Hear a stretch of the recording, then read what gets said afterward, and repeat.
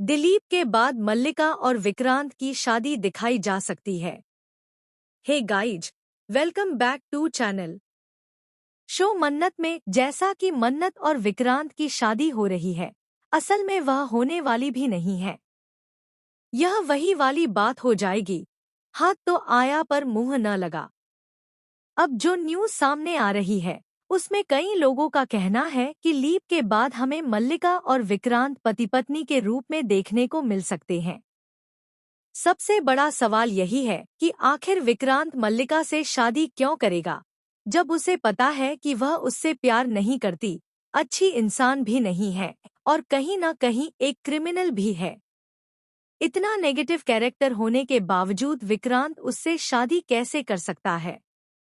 फिलहाल मैं इस अपडेट के बारे में ज्यादा सोचना भी नहीं चाहती, क्योंकि अगर ऐसा हुआ तो मामला काफी गड़बड़ हो जाएगा। अब अगर मन्नत और विक्रांत की शादी की बात करें तो शादी में बड़ा तमाशा हो चुका है। जिन लोगों को लग रहा था कि मेकर्स शादी करा ही देंगे और शादी के बाद कुछ पॉजिटिव सीन्स दिखेंगे, तो ऐसा कुछ भी नहीं होने वाला। सिर्फ फेरों की बात हो रही थी। 5 फेरे पूरे होते ही बड़ा धमाका और रुकावट आने वाली है, जिससे आप शॉक्ड रह जाएंगे।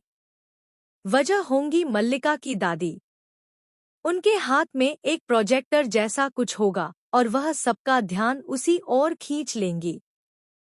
अगर वह प्रोजेक्टर न चलता तो किसी को पता भी न चलता कि स्क्रीन पर क्या चल रहा है। एक एनवेलप में यह सच्चाई थी कि नीतू का बच्चा असली में विक्रांत नहीं है। वहीं एनवेलप दादी के हाथ लग जाता है और वह सीधे कह देती है कि विक्रांत उनका बेटा है ही नहीं।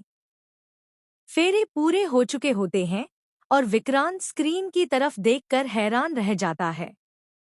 नीतू घबरा जाती है और फूट फूट कर रोने लगती है, क्योंकि स्क्रीन पर वह विजुअल चल रहे होते हैं जिसमें विशाखा नीतू के पैरों में गिरकर कह रही होती है, मेरा बेटा लौटा दो, विक्रांत मेरा असली बेटा है, तुम्हारा उससे कोई लेना देना नहीं है। यह सब देखकर शादी बीच में ही रुक जाती है। इसके बाद विक्रांत इतना गुस्सा होगा कि पूरा परिवार उसकी चपेट में आ जाएगा।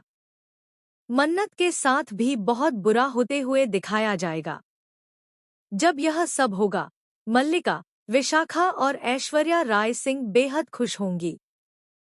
अब देखने वाली बात यह है कि लीप के बाद जब मन्नत डीसीपी धैर्य के साथ दूसरे शहर जाएगी, नई लाइफ शुरू करेगी और उसकी 5 साल की बेटी होगी, तो कहानी किस दिशा में जाएगी? जहां तक अपडेट्स हैं, बेबी गर्ल ही दिखाई जाएगी। अब सवाल यह है कि ऐश्वर्या राय सिंह कब तक बुर्का पहनकर अपनी पहचान छुपाए रखेगी? दुनिया के लिए तो वह मर चुकी है, लेकिन क्या यह तीनों विलेन सलूजा मेंशन में ही रहेंगे? नीतू और रोनी सलूजा का क्या होगा? उन्होंने अपनी सारी प्रॉपर्टी विक्रांत के नाम कर दी थी।